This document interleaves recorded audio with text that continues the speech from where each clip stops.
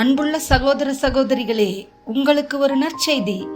நாம் வரவிருக்கும் 2025 ஆண்டு ஜனவரி 1 365 நாட்களுக்கும் 365 தலைப்புகளின் கீழ் வேத வசனங்களை வாசித்து பகிர இருக்கிறோம்.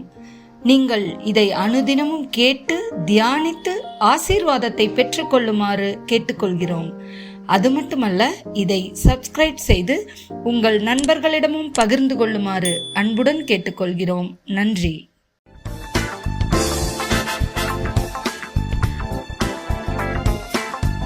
இன்று நாள் 118. தலைப்பு சுய பரிசோதனை. சங்கீதம் 4:4. நீங்கள் கோபம் கொண்டாலும் பாவம் செய்யாதிருங்கள், உங்கள் படுக்கையிலே உங்கள் இருதயத்தில் பேசிக்கொண்டு அமர்ந்திருங்கள். சங்கீதம் 32:3-4. நான் அடக்கி வைத்த மட்டும் நித்தம் என் கதறுதலினாலே என் எலும்புகள் உலர்ந்து போயிற்று. இரவும் பகலும் என் மேல் உம்முடைய கை பாரமாய் இருந்ததினால் என் சரீரம் உஷ்ணகால வறட்சியைப் போல வறண்டு போயிற்று. சங்கீதம் 77:6. காலத்தில் என் சங்கீதத்தை நான் நினைத்து என் இருதயத்தோடே சம்பாஷித்துக் கொள்கிறேன். என் ஆவி ஆராய்ச்சி செய்தது. 1 கொரிந்தியர் 11:27-31 வரை. இப்படி இருக்க, எவன் அபாத்திரமாய் கர்த்தருடைய அப்பத்தை புசித்து அவருடைய பாத்திரத்தில் பானம் பண்ணுகிறானோ, அவன் கர்த்தருடைய சரீரத்தையும் இரத்தத்தையும் குறித்து குற்றமுள்ளவனாயிருப்பான்.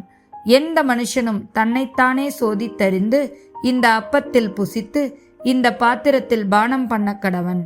எண்ணத்தினாலெனில், அபாத்திரமாய் போஜனம் பண்ணுகிறவன் கர்த்தருடைய சரீரம் இன்னதென்று நிதானித்து அறியாததினாலே தனக்கு ஆக்கினை தீர்ப்பு வரும்படி போஜன பானம் பண்ணுகிறான்.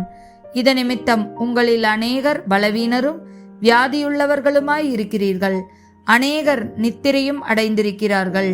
நம்மை நாமே நிதானித்து அறிந்தால் நாம் நியாயம் தீர்க்கப்படோம். 1 கொரிந்தியர் 13:3-5 வரை. எனக்கு உண்டான யாவற்றையும் நான் அன்னதானம் பண்ணினாலும் என் சரீர சுற்றடிக்கப்படுவதற்கு கொடுத்தாலும் அன்பு எனக்கிராவிட்டால் எனக்கு பிரயோஜனம் ஒன்றுமில்லை. அன்பு நீடிய சாந்தமும் தயவும் உள்ளது. அன்புக்கு பொறாமை இல்லை. அன்பு தன்னை புகழாது, இருமாப்பாய் இராது, அயோக்கியமானதை செய்யாது, தற்பொழிவை நாடாது, சினமடையாது, தீங்கு நினையாது. ஆமேன்.